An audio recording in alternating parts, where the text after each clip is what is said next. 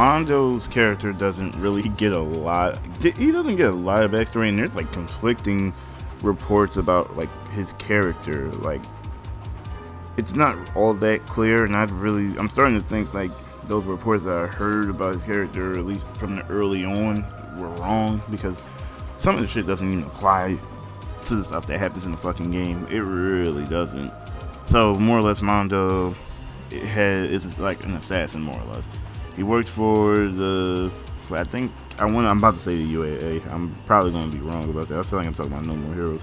But he works for an organization to help kill off people who have been corrupted by, I believe, the dark malicious energy of the moon.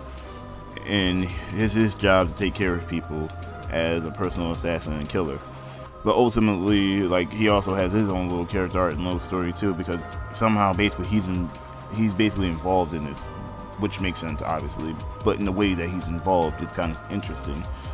But more or less what I was saying about his character and his like backstory and stuff, it's not really explained that well. I mean, they explain a little bit of it, but they don't explain a whole bunch of it. It's more like, oh, well, this happened to him back then, or we'll vaguely mention this, or we'll vaguely mention that about him, and oh yeah, that's it.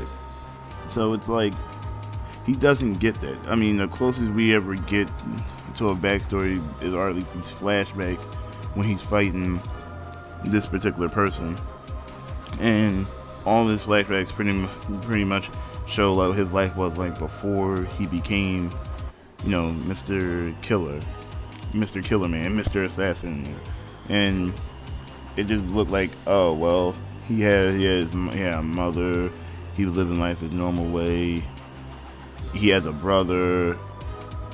Oh no, one day something happened, and like he literally, his brother came in and tried to kill him, and he lost an arm. Then suddenly like a fucking unicorn or a pony fucking saved him and took him. And I forget what the name is, but I forget what the unicorn's name is.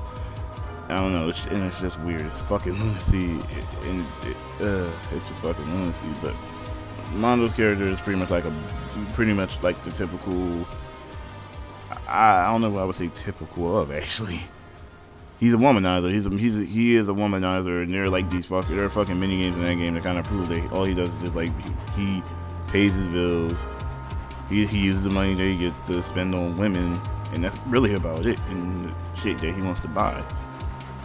He's kind of a shallow person a little bit, because there's nothing really more like childhood than just being like, I need money for women.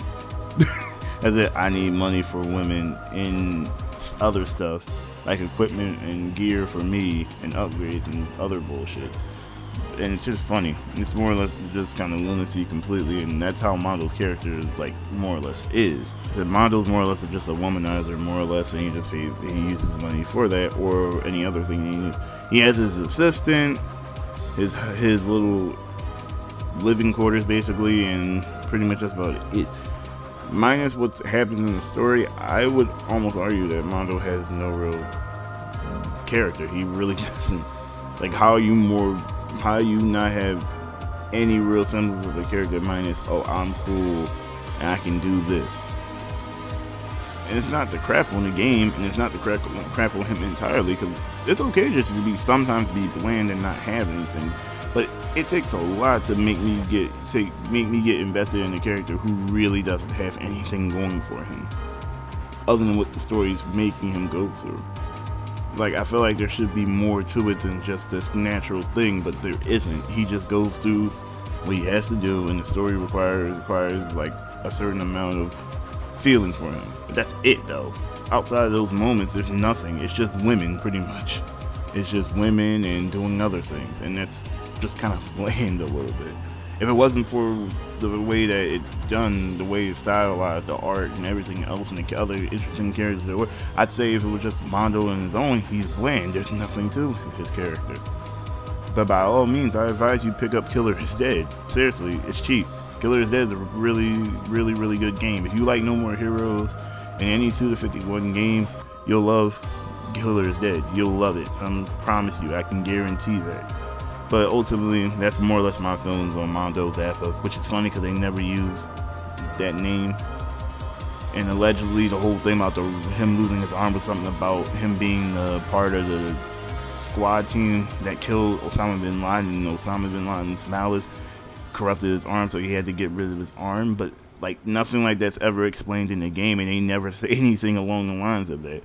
So I don't even know if that's fucking true, because apparently he just lost. He just got his arm cut off in the game, so I don't fucking know. This is what I meant by conflicting stories. But anyway, I'm kind of getting off topic again. This was my interpretations on Mondo. Thanks for listening. And this was the Character Interpretations. Thanks for watching. Peace.